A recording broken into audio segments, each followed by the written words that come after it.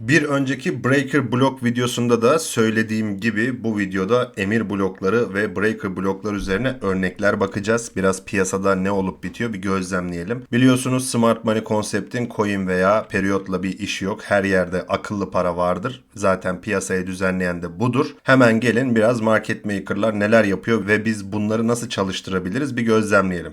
15 dakika periyottayım. Fiyatlar yükselerek ilerliyor. Bakın yükseliyor. Bir yükselen trend üzerinde. Dipler ve tepeler sürekli olarak yükseliyor. Hatta 30 dakikaya çıkarsanız çok daha nizami göreceksinizdir bunu. Akabinde bir noktaya geliyor. Bu yükselişin artık sonları. Takip ediyoruz biz. Sonları bunlar. Ve burada bir tepe yapıyor. Ardından da yukarıdan aşağı bir kaçış gerçekleşiyor. Ne öğrenmiştik? Önce buraya bu yükselişin son nizami dibine bir yatay çekiyorduk ve bu yatay aşağı kırılınca bunun adı ne oluyordu? Market Structure Break oluyordu. Şimdi Market Structure Break'i gözlemledikten sonra bu itkinin başlangıç noktasındaki yani tepe noktasındaki son alıcılı muma biz bir yatay atıyorduk. Burada son alıcılı mum biraz geniş tabii. Ve burası bizim için ne oluyordu? Bir order blok noktası oluyordu. Yazdık bunu da. Fiyat tekrar order bloğa geldiğinde aşağı sekmesini bekliyorduk ve gerçekten de fiyatlar aşağı doğru sekmiş bu noktada. Tabii burada emir bloğunu belirledikten sonra fiyatın oraya gelmesini beklerken aynı zamanda Market Structure Break etkisinde yine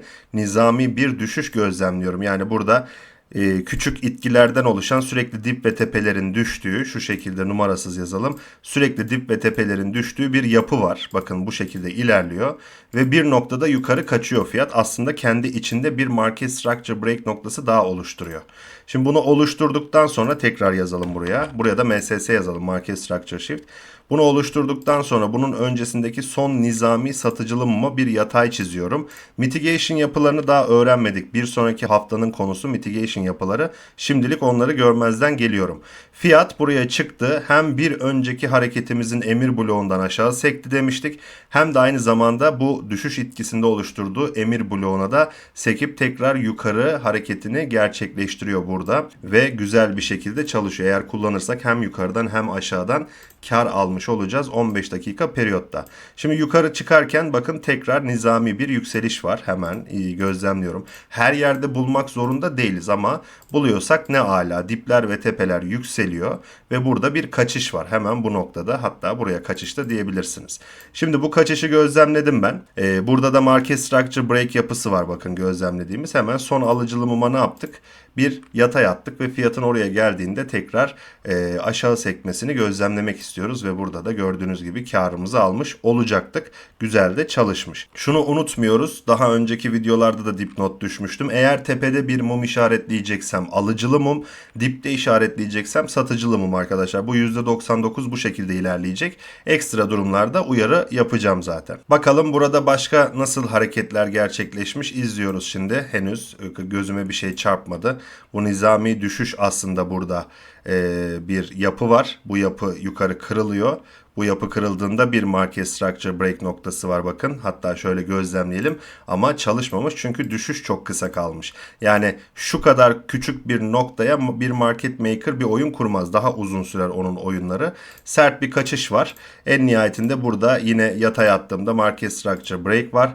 Ben kalkıp buradaki son satıcılı mumu seçtiğim zaman diyorum ki burası emir bloğu olabilir mi acaba, ama çalışmamış aslında bu güzel bir şekilde. Fiyatlar bu emir bloğunu ihlal edip geçmiş, yani kırılmış. Yine gözlemlemeye devam edelim. Bakın burada yine bir itki hareketi var ve küçük bir itki hareketi. Yine çok güçlü olmayacak ama şuradaki nizami hareket ne olmuş? En nihayetinde, hatta şurası da olur.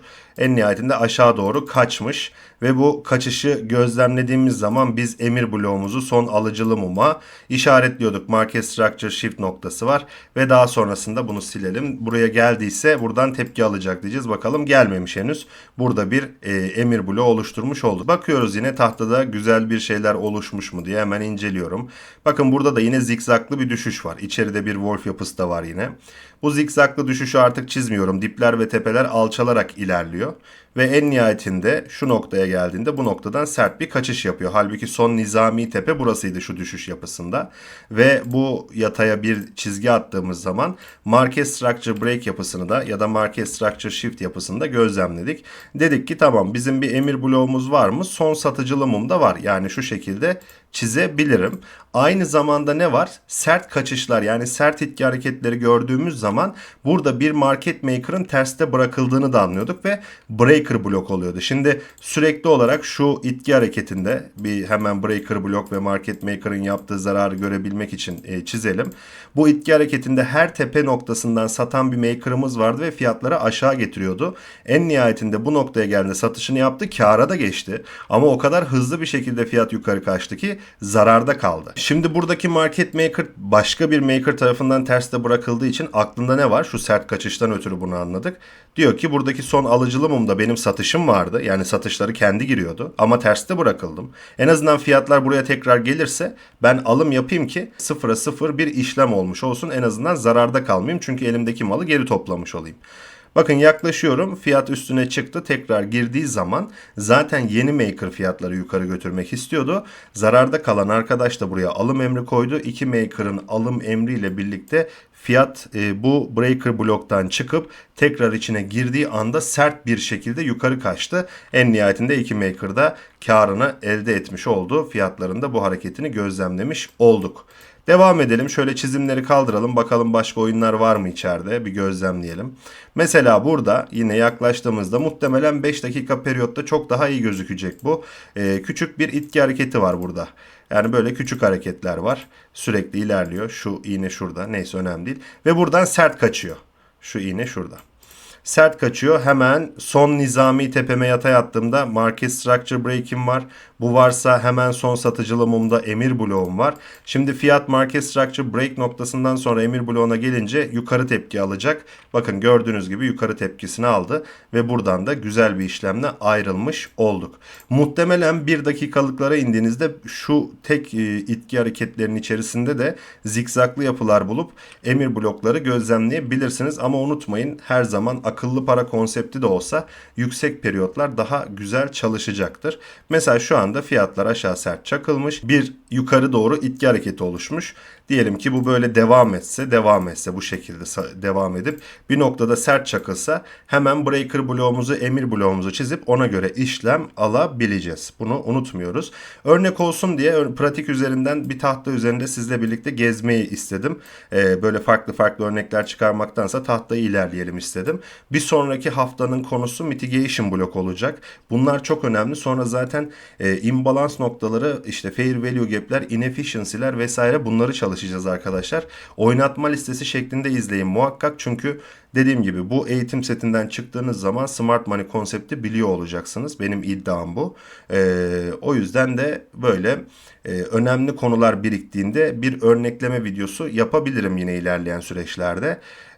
Ve daha pratik bir şekilde ilerlemiş oluruz. Yine bu videoya da yorum ve like atan arkadaşları salı günü kuracağımız ücretsiz ve VIP Telegram grubuna alacağım. O Telegram grubunda herhangi bir yazışma olmayacak. Sadece ben yazabileceğim ama haftada bir özel stratejiler paylaşacağım ve bazen de analizler paylaşacağım piyasaya dair. O yüzden yorum ve like atarsanız zaten ben size cevap olarak salı günü Telegram adresimi atacağım ve oradan da iletişime geçmiş olacağız. Kendinize çok iyi bakın. Bir sonraki videoda görüşmek üzere. Sağlıcakla kalın.